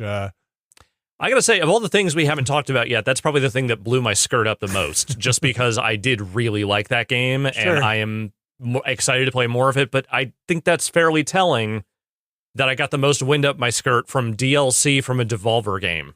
Sure. A good one, a very good one, but still, it's just like, that was it. Whatever it gets you there, you know? It's, Brad, anything else that's, I mean, frankly, the thing represented at this show that I was the most excited about is Fallout Season 2. Oh, you're not wrong. The TV show. Yeah. Yeah. I did not even watch that trailer, but, that's no diss on any of these games, but I am more interested in seeing that show than I am any of this stuff. Normally I grouse when he does the TV stuff, even when it is video game related, because I think it's just time filler, but Fallout was so successful and pleased so many people that I'm like, I really can't blame him, but I also feel like maybe that on stage segment did not need to be as long as it was. Yeah, no, probably not. Ella Purnell did not want to be there. You got the poster reveals. Mm-hmm. Another thing here, I didn't have it on my list, but I just saw it again here, was in the pre-show, was that like train grinding game. Did you see that with the like subway car grinding around the world? No. Denshattack? Denshattack, yes. Looked dumb and cool. It was stood out, let's say. I saw that name going around. I didn't see what the actual game was, but that's a good name. Yeah, I don't know what it means, but it looks like Densha means train. Well, there you go. In Japanese. Yeah, that looks wild, huh? It's pretty kinetic. Looked cool. Mm-hmm. But it was a pre-show joint. Pre-show frequently has got a lot of cool, weird stuff in it. Yeah, there was He-Man, Battlestar Galactica was in there. You know, there was stuff. Yeah, I don't know about that He-Man. I mean, the game actually looked totally fine and potentially very fun. I just, there's literally no property from my childhood I could care less about than He-Man at this point. I know, I'm not a big He-Man person either. There's that Long Gone game, looked kind of cool, pixel arty game in there. But yeah, I think for me it was Dawn of War 4 is the announcement in there that I was most excited to see. And I guess I'm excited for these other games like Silent Hill, Ghost of Yotei, Resident Evil, but I don't think they showed enough that added anything to my excitement. None of those presentations added a whole lot to our kind of knowledge of those things. Yeah. Konami is really ascendant right now, though, aren't they? Because I feel like that Silent Hill stuff generally went over pretty well, and, you know, so far the buzz around that MGS3 thing seems not negative, so I feel like they're moving along. They're continuing to establish themselves again. We are at least past our Konami still making games part. I think we can say definitively they are for real. Yeah. Yep. Had Ghost of Yotei had it confirmed the multiplayer stuff before this? I don't think so. I think that was a new announcement. Okay. Anything else? I mean, there was definitely other stuff, but anything else? Yeah. Not that really got me. Yeah. Some wait and see stuff for me. But we will wait and see. Mm-hmm. All right, moving on from Gamescom then. The opening night live again, I should say, because Gamescom continues, and there's actually to that point probably be embargoes going up throughout the run of Gamescom for new information coming out about these games as press and people play these games and have hands-on experience with them. Yeah. So we'll probably see more about some of this stuff as we move forward. Brad, you alluded to Silksong. We'll talk about that in a second. What are we going to talk about? Guess we'll let you know next week. They've announced that they have an announcement coming. People listening to this will definitely know more than we do. That announcement drops like an hour or two after this podcast posts publicly. Yeah. But as of right now, they've just got a countdown going. But, okay. Mm-hmm. Here's a Jason Schreier post on Blue Sky. Silksong will have a special announcement on Thursday at 10:30 a.m. Eastern, and coming from me on Thursday, the story behind why Silksong took 7 years to make. Interesting. So I mean, if he's literally speaking about the development of the game in the past tense, you're feeling pretty confident about a story that's running along the special announcement. It seems pretty safe to bet this might be the release date announcement. So I think release date sounds pretty safe, but you don't think this is in a week or two date? No. I highly doubt it. I bet it's an October to November release date. Yeah, I bet it's sometime. I mean, they did say during the Gamescom stream it would be this year for sure. But yeah, I bet it's like, or maybe the special announcement is that it's out. I think that's a little much. What if the special announcement is just, hey, it's out now? I think that would be a little much, but that would be pretty wild for this saga to end. I also think that would not be smart marketing on their part. I don't know. I don't think they have to care. They're the most wishlisted game on Steam. I don't think they have to care. You say that, but I still think there is value in giving people a date and then using that time to just finally actually put that thing in front of people. I think that game will extremely sell just fine if they just drop it on Thursday. I am with you, Alex. Generally, I think the smart money would be do a marketing cycle for this, but give yourself a month at least. But you will grab. I mean, you're going to get every headline anyway once Silksong gets released. That's the thing. Yeah, you will penetrate into places that you didn't even think you'd penetrate if you just dropped it out now. Yes, that's exactly it. Like, it will trend across every social media service. It will get headlines it would not have gotten otherwise. Yeah. I mean, you're going to get a lot of that for a Silksong release date, but the world may skip a beat for a second if it just is live now. So yeah, that would be fun. If I were them in the position they're in, that might be what I would do, actually. Yeah. It's like, it kind of reminds me of, I mean, not that we were ever at this level of Giant Bomb or whatever, but like, it reminds me of, like, occasionally you'd be sitting around the office, like, talking about how to do a thing or like thinking it over, and all of a sudden you just sit there and go like, hey, we should just do X. Yeah, yeah. Like, what if we just did this? What's the dumbest way to do this? What's the dumbest or flashiest or like silliest thing we could do here? Why don't we just do that? I think the funny thing, aside from, I'm excited to play or see what's next in the Hollow Knight series here. I think it's there's, having now played it recently, I'm like, okay, I get it. I get what the buzz is about. I want to live in a post-Silksong meme world. You know what I mean? What's the next thing that is going to take up the mantle of I don't know. What is our Duke Nukem Silksong? Where is the next thing that is like Half-Life 2 or Half-Life 3 still going, I guess. Maybe we can start bringing that back up again. I don't know. Yeah. Does it just contractually revert back to Star Citizen? No. I think people have maybe let that one go. Maybe Fable. Yeah. Maybe Fable will take it up. That still doesn't have a date, right? Or that date just slides around. Year. Okay. Yeah, we'll see what happens. That people probably know. Maybe we all look like fools. Maybe the game is canceled. And it's maybe they just made a DLC for Hollow Knight and they said, fuck it. We're done. It's playable at Gamescom. Yep. So people are playing a version of Silksong. A game that wishes it could have a release date, Brad Shoemaker. BioShock 4. Yes. Was it last week or 2 weeks ago we talked about the reporting on 2 weeks ago? Layoffs at Cloud Chamber, the developer of BioShock 4. Was it just last week? I think it was just last week. Was it literally just last week? Rod Fegusson has now come in. Take-Two has now brought on Rod Fegusson to run Cloud Chamber, and I guess, like, how does he put it? Head of the BioShock franchise is how he puts it. Heading up Cloud Chamber and overseeing development of the next BioShock game, along with franchise extensions like the in-development Netflix movie. I had forgotten about the movie. Well, I had also forgotten about that. Yeah. Look, video game TV shows and movies can be good now. So and profitable. Maybe that'll be interesting. But anyway, Fegusson, famous fixer that has come in midstream on a bunch of projects, was known for getting Gears of War out the door, and then came in on BioShock Infinite in that capacity. So coming back to BioShock again here.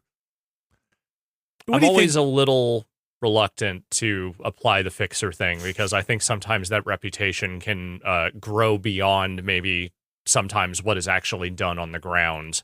So I'm actually curious. I know I'd read some things about his work on Diablo 4 and that maybe he did not do as much fixing on that game as maybe he had done on some other projects. But yeah, I mean, there was a Washington Post story about the development of that game a couple, 3 years ago with some quotes from some people that felt like there were not a ton of changes after he came in, but I don't know. Having read Jason Schreier's book about Blizzard, I'm going to say that like institutional, like broad sweeping change at Blizzard is maybe beyond the capacity of any one person to engineer. And I do think the reputation from Gears of War, from everything I've heard, is fairly well earned. Yeah. Do you think... And BioShock Infinite was like famously a mess. Yeah. Right. Before... And I'm not gonna say some of that mess got cleaned up. I'm not going to say he was single-handedly responsible for getting that thing out the door, but... Did you think at this point, like, what happens inside a studio? Like what is happening inside Cloud Chamber or 2K or places that you're like, all right, get Fegusson? Or does Fegusson is he like talking to people at lunches and like inside the game industry and like we're just having a hell of a time? Be like, I can come help you out if you want. Or is it like what's the guy's name from Pulp Fiction? The Wolf is like the Wolf, the Benz, what have you. Right. It's like, you're not getting Fegusson, are you? I'm gonna get I'm calling Fegusson right now. Oh geez, Mike. Come on, we're not that bad. We'll get the game out the door. Well, I mean, we've had our own experiences with someone like that. Like, we've worked with John Davison. That was like his reputation, generally speaking, was we would bring him in when stuff was needed, let's just say reworking, Like, we've dealt with people who are Fixers? of that type before, yeah. Man, making games just seems so hard. Yep. It's just like... It sure does. And the humans, bless you, who make them. Yes, there are a number of layoffs from Cloud Chamber along with this. And reorgs, I'm sure, even for people who are still there. It's got to be so hard, though. Imagine like going through the muck and the mire on this thing and then having someone come in and be like, all right, here's how we're doing it now. Yeah, well, especially when it's a fourth BioShock game. Wheesh. Like, and not only your fourth BioShock game, you have Ken Levine's game out there just waiting in the wings, too. Judas looking everything top to bottom like a BioShock game doesn't help, but like also like BioShock was just like, say what you want about it, but it was such a specific thing. Yeah. That came from some creative impulse on the part of certain people, but now here you are. Now it's just a corporate-owned IP, and you are mandated to make a fourth one in this franchise that's somehow is its own thing, but still you know what I mean? Yes, you have to meet like so many weird expectations. It is commodified product now. Yeah. Not that, it always was to some degree, but like... Whatever you put out, somebody then has to, or the audience will have to be like, is it BioShock enough? Yeah. Yes, like walking that tightrope sounds difficult. So best of luck to everybody there. I guess sometime in the future we will hear what the future of the BioShock franchise is. Yeah, maybe we'll see something on Netflix before that game comes out. All right, some PlayStation news here to wrap things up. I guess first let's start with their Helldivers tie-in. Yeah, I think this had been rumored. Maybe some leaks, I believe, were behind this, but Helldivers 2 is, in fact, getting Halo ODST content, or a Warbond. It's a Halo ODST Warbond. Specifically a Legendary Warbond, and it's the first Legendary Warbond, which means, really, you're asking, what does that mean? Why is that different? Yeah, it just means it's $5 more. Yeah. Can't put a price on Legendary. Oh, wait, you can. It's $5. You can, and we did. So, which I guess is better. Do you guys remember they did Killzone stuff? That wasn't a Warbond. They just sold it in the store, and I guess they. Yeah, and I guess it was about $20 if you wanted to get everything in there in credits. What was that? Like Hellgast armor or something? I didn't get any of it. I've gotten pretty much every Warbond that's come out. So they've been $10, and my son was actually asking about this. I'm like, I bet they're going to charge more. And then when I was looking up stuff for this story, I was like, yeah, here we go. Sure enough. Charge a little I mean, I think it's all kind of in conjunction with the Xbox release of Helldivers 2. But it continues to be weird to see. Like, I mean, games on competitors' platforms is one thing, but like putting your most storied franchise into a competitor's game as a guest appearance, just weird. It's like Link and Soul Calibur. Ish, sort of. Ish. You got any ODST? Of course, everybody knows the Obedient Democracy Support Trooper. Yeah, of course. Armor and some guns, some Halo-ish guns. Halo-ish? Yeah. Halo-ish guns. Yeah. I guess the story here, aside from that tie-in, is that, just technically Halo on a PS5. This is your first Halo stuff on a PS5, technically. Yes, the blending of these things just continues to be strange. Certainly does. Speaking of strange, speaking of, we should also, obviously Microsoft still on the boycott list as they merge things together with Microsoft or with as Sony. They talk about putting out a goddamn handheld console sometime in the near future. The ROG Ally one and the Microsoft, they have two, right? It's the partnership, and they have their own thing they're making in the background. Well, I mean, that's only like rumored. Oh, that never got officially. No, and I think the latest rumors were that had been put on ice, but I'm not sure. Oh, okay. All right. Finally, here, PS5 getting on board with it. Late to the party, but getting on board with everybody else. Yeah, hot off the presses, all PS5 SKUs are going up $50 in the US. Yep. That ain't nothing. No, it's not. Especially the PlayStation 5 Pro is now $749. It's like and 99 cents. Is this the first time in console history that early adopters did not get fucked over? Probably. I don't know. Knock on wood. Wait to see if somebody's thing explodes or fans die or whatever. But by accounts, right? You got my consoles are still running, so it's fucking crazy that in particular the digital edition, the discless PS5 is now a full $100 more than it was at launch.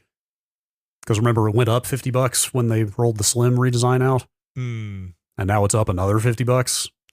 So that you are fully in the hole $100 if you didn't buy one of those close to launch. Now these Donald things Trump are is taking your expensive. video games. Yes. It's probably worth noting accessories did not change. So extra controllers and stuff like that. And that camera, if you're buying the the most crucial piece of equipment for the PlayStation 5. That's expensive. That's $50 ain't no shit. Yeah. That's like prices had gone up in other territories, and that's kind of, I don't know if they were on a wait and see what's going to happen because of all the up and down tariff stuff in the United States. But apparently, eventually, they were like, "We saw, we're this is it." So $500 for a 5-year-old console. You think prices drop, or you think this is it until we're out of the PS5? Probably this is. Well, I mean, I guess you could do a small. It's a way larger question than any of us are in a position to predict. Yeah. Because who the fuck knows what's going to happen with anything?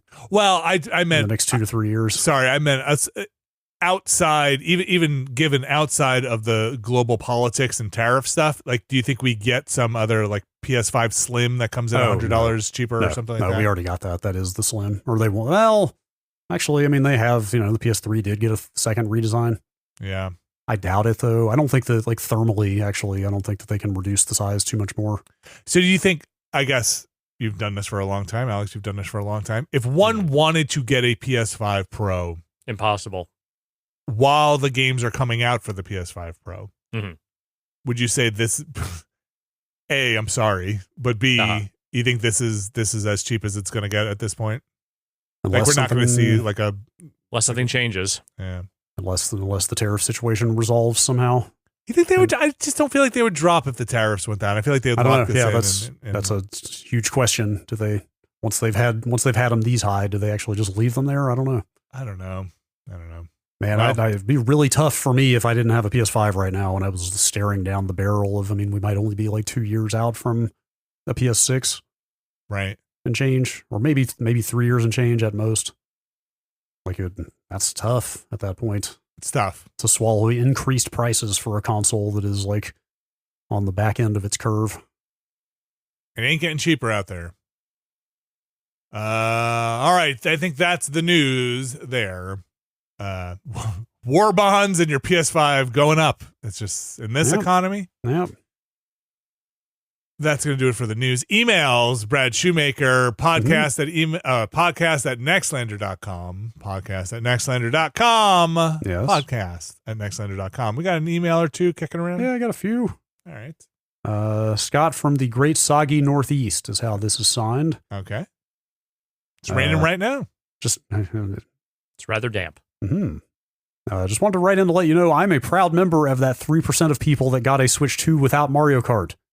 Oh, wow. We found him. I intentionally did not get the bundle because the last thing I want to do is play Mario Kart. Wow. Interesting. Okay. Okay.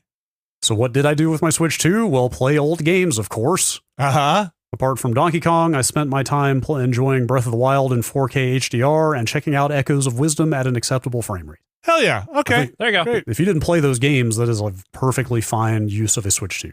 Even if you did and you love those games and you're like, I want to. That'll kill a day. Yeah.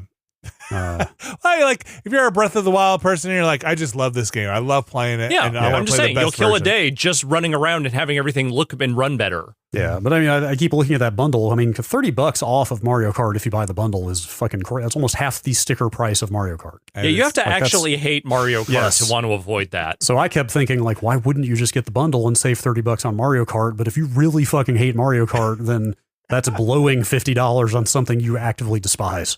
Yeah, I feel it's almost. I don't agree, but I get it. Yeah, it's almost a step beyond too, because you have to not only hate Mario Kart, you have to make sure that there is nobody in your Switch 2 vicinity that also might like Mario Kart, because then you would also be like, why didn't you get Mario Kart? Like, there will be no fucking Mario Kart on the Switch 2. Ever. Do not insert a cart. Do not put anything on the Switch 2. Yeah. I respect it. I respect it a lot. Another email? All right, Doug from Huntsville, Alabama. Mm-hmm. There was a discussion last week about whether or not Minecraft was ever free. Hell yeah. Oh, I did see this one come in. I am not a Minecraft historian, but I believe there was an extremely early version that was free. However, it was basically a super simple creative mode / tech test. The alpha of the Java version that became the Minecraft everyone knows was absolutely paid. I know this because I bought it for $14.24 in October of 2010. Yeah. I still have the PayPal receipt where I bought it for 9.95 euros, and that was the conversion rate at the time to USD. I have to assume that was the only way to pay for the game at this time. Otherwise, I wouldn't have used PayPal. And I actually remembered some people on the Discord chimed in a similar vein. I pulled up one of those comments here from Maddock. Okay. On last week's podcast thread on the Discord. I definitely remember the earliest days where Notch was basically running the whole operation out of a PayPal account. And when Minecraft blew up, he had so much money passing through the PayPal account that they froze it temporarily. Oh my gosh. Wait, sorry. Should I log into my PayPal account and see if I have something from 2010? See if you have a transaction. Yeah. Okay. Sorry. Give me a second. I'm totally going to do that right now and see if that's the only way to do it. Then this would have been like 2010, 2011, which like that squares with my memory of us being in the Front Street basement around the time that Minecraft was starting to become a huge thing. All right, I can't find anything. Dang. I will look and see. I did not use PayPal a lot for a long time, so if I can find something, I will definitely take a look. But I assume they got on their own payment infrastructure or a different, more formal one at some point. Yeah, so maybe you might not have done that. Maybe it was also the thing that made me sign up for PayPal. I mean, this was probably before eBay bought PayPal, or is it the other way around? No, I think this would have been way later. Way later? I don't know the timeline on that stuff. I feel like Minecraft feels like a thing that was around forever. Kind of. 2010 sounds so late to me. Yeah. Interesting. Great. Good to know. So no, it real is 15 years version. ago, Vinny. You shut your mouth. Brad, another email? Sure. Couple from Travis and Fargo with a tiny glass of wine. Okay. What's your favorite Game Genie or Game Shark memory? I have none. I never used one of those things ever. Like I had a Genie. I don't think I've ever touched one of those things in person. Oh, really? Yeah. I don't have a specific one. I think the book of codes though is my biggest memory of it. Like the giant book of Game Genie codes. Did that come with it, or did you have to buy that separately? I think people had other separate things, but I think there was a stock one because people were putting new ones out all the time, right? Like or compilations, I assume, out for the time. I don't know, Alex. Okay. So I had a Game Genie when I had my NES. There were definitely books you could get. I think one came with it that had like a bunch of the codes, but I think there were other supplemental ones you could maybe get as well. I definitely used it on a couple of very hard video games that I just otherwise could not get to the end to. I wish I could remember exactly what they were, but it was definitely stuff from like, just the sort of mid to late NES era. The wild one, though, is I did get a Game Shark eventually around the N64 era, if I remember correctly. And the reason I did it was because you could use the Game Shark, I believe, to edit things in some of the game's code. So the WWF No Mercy, Of course, it always comes back to the wrestling games. Uh-huh. Very famously launched with I don't know if it was a bug or just a coding quirk or what, but no AI character in the game by default did their correct finisher. They all, for some reason, defaulted to using their corner finisher. And you could go in and you could edit the individual move code for different wrestlers and set it so that they would do their correct things, if I remember correctly. And I think awesome. I actually went in and did that. It couldn't save it. Would you have to do that every time you played it? It would save it into the cartridge, yes. I believe it would somehow... You might have had to load it in through the Game Shark, but it would save that you did it and wouldn't have to do it again. It was probably storing the hack in the Game Shark. Yeah, I think that's what it was doing. And then reapplying it, because those things just fiddled with active memory. Right. It can't write it to the game. While the game was running. But that's cool. That's a good use. You remember the lawsuit? No. You don't remember which one? You don't remember Nintendo suing the maker of the Game Genie? I vaguely remember. Okay, I do. I don't remember what exactly it was over. You know, Louis Galoob Toys Incorporated versus Nintendo of America Incorporated. What a Galoob. Who could forget? I don't remember exactly what their claim was, but it was the standard Nintendo type thing of their impugning the integrity and good name of our product kind of thing. If I recall. Seal of approval right on it. I think this was a full-on precedent-setting case right up there with the Tengen stuff, you know, of like which way this case is decided is going to, dictate a lot of things going forward. Did they lose? I'm pretty sure Nintendo lost that. Take it, Nintendo. Because they kept making that stuff, right? I don't remember. I didn't own versions one of things like that kept coming out, so I can't imagine it was too sweeping. Yeah. I don't know. I don't know why I never tried to get my hands on one of those. You're not a filthy cheater. I guess not. I was. Yeah. Clearly. You're a hacker. Yeah. I found out today that this house that had to be renovated. We talked about this before. The whole house. This is not the basement renovation when we took it over. So after we bought the house and then the stuff in the basement, my wife's father lived here and he was a programmer, and the whole basement was just destroyed. Apparently what was thrown out from there, punch card readers and a whole stack of punch cards. Wow. And I was like, wait, what machine? Like, what was down there? She's like, I'm not sure, but he used to have stacks of punch cards. Wild. And, he was a mainframe programmer. And, I was going to ask somebody of that age being a programmer, that's some like real ass old programming. Mm-hmm. Yeah. And I was like, Brad would love that. Like, I can't believe, and like what happened to it. And it just must have gotten junked because everything was destroyed down there. I just walked away I went to the Vintage Computer Festival a couple of weeks ago in Mountain View. Walked away with an unpunched punch card. Oh yeah, like blank? Not an old one. It was like a reproduction or whatever. But they had a machine there where you could go through and punch it out. I think that's fascinating, and I was going to show my kids just pictures of it because I think it actually is a very interesting way to understand bits and bytes. To look at a punch card and be like, hey, this physical stack represents this. I mean, I assume every punch out is a bit, right? I assume. I don't know for sure. I just assumed it. Look, I have no idea, no insight into that world. The one I got, it looked like each punch out was like specific characters. Oh, but that would just be different levels of abstraction. You know? It's just whatever each machine is designed to interpret from the holes. It's amazing. Just like it just reminded me of like the stupid codes you had to put in for those Game Sharks of just like, you know. You were pretty far removed, like you just said. You were abstracted from it, but you still had to put in these weird, like, ROM hack addresses, right? Yeah, Alex, did you have to put in the memory address of the thing? Is that how it worked? At the end of the day, that's what it was doing, was just fiddling with values and memory addresses. Yeah, I remember that each move had its own like memory address code, and what you were doing was going in, finding the address for what was determined to be the finisher for that character, and just changing the code to a different move. Like command. So you're just putting in like 4AC0. Yeah, it was a series of letters and numbers. I remember there was like hash mark in there somewhere. So wild. What was the Game Shark was later, right? That was the N64 era one, I think. Okay. PlayStation. Oh yeah. This says flat out right here. Unlike Game Genie, codes were saved in onboard flash memory and could be accessed later on the Game Shark. Oh, that seems much more usable. Yeah. Okay. Game Shark was released for the N64 in August '97. Game Shark was released for the PS2. I guess that's probably the last one. How did that work? Probably plugged into some feature port or something. I would assume. Okay. See also Action Replay, Codebreaker, Dex Drive, Yeah. Multi-face, Exploder with an X.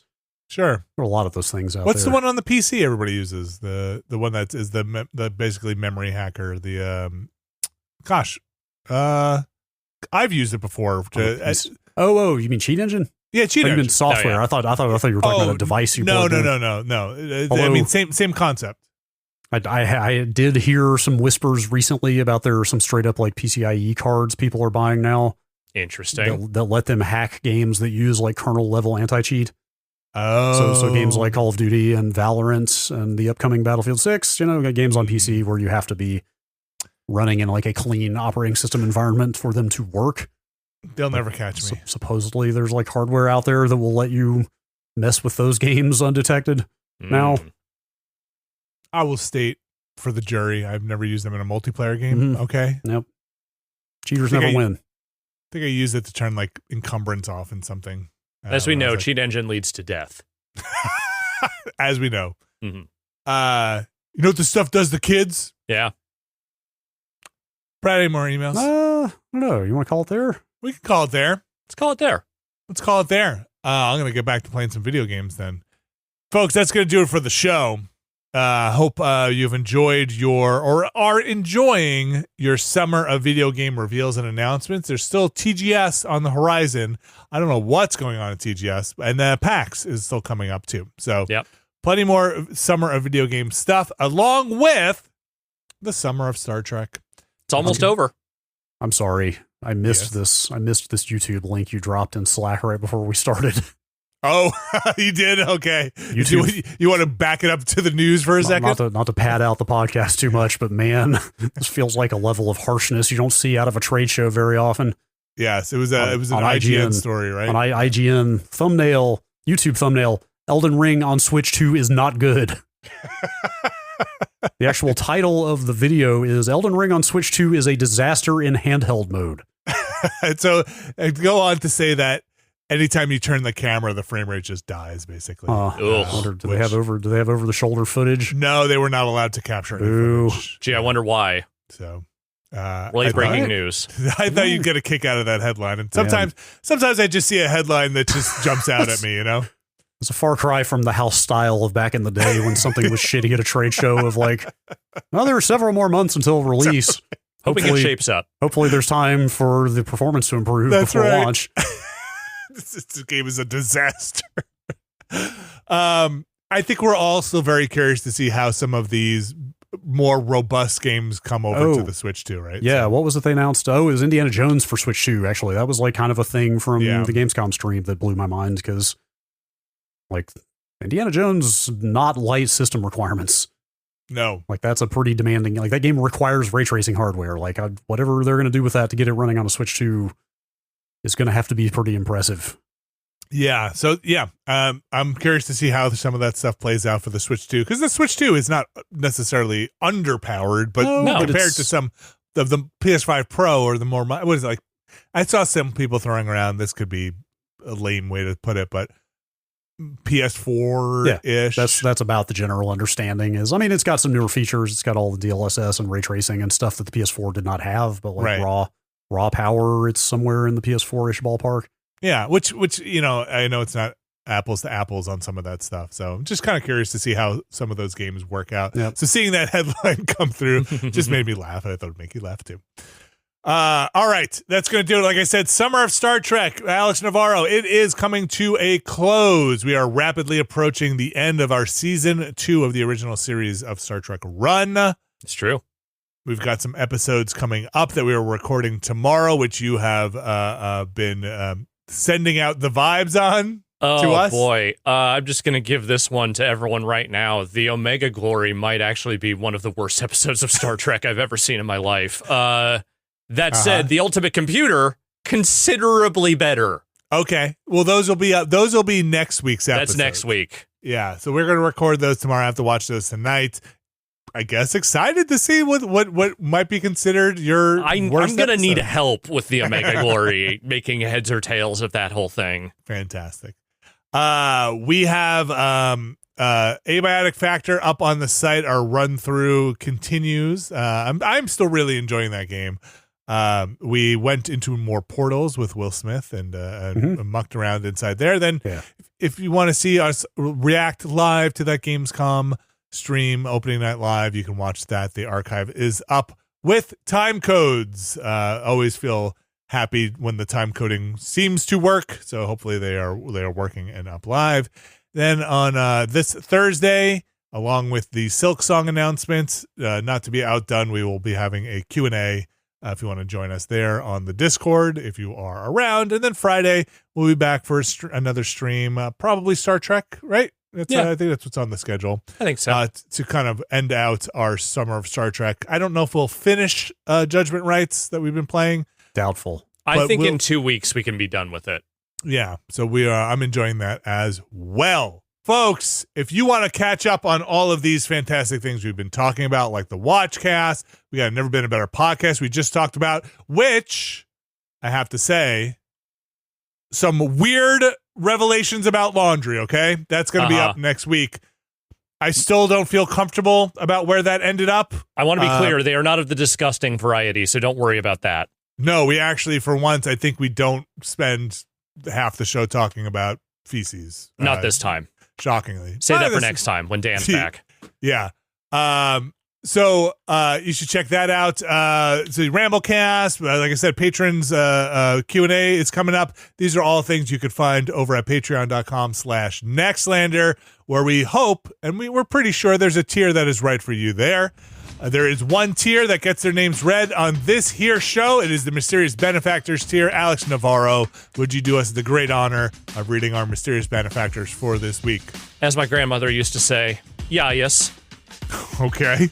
It's just what she used to say. Sure. The Mysterious Benefactors for this week are Jerry Lee, Sean Miller, Sending Good Vibes on the Internet, RRE, Alpha Rhythm, Infelicitous Rips, David L., Kelly F., Brian Lucier, Skywarp, Jason Grimm, John Hubbard, NXL Retirement Fund, Evan Cook, Mark Wilhelm, Jerry Lee, Deirdre Ate Too Much Pasta, Gary Pejsky, Robert Fisher, Bunny Fiend, Jad Rita, Statics, Brian Murphy, Randy Duax, Randy Alderson, Andrew Tiebkin, Alex Wu, It Me JP, Edward Chick, Andrew Slosky, Steve Lynn, Matthew Herrig, David Campos, and Tyler Treese.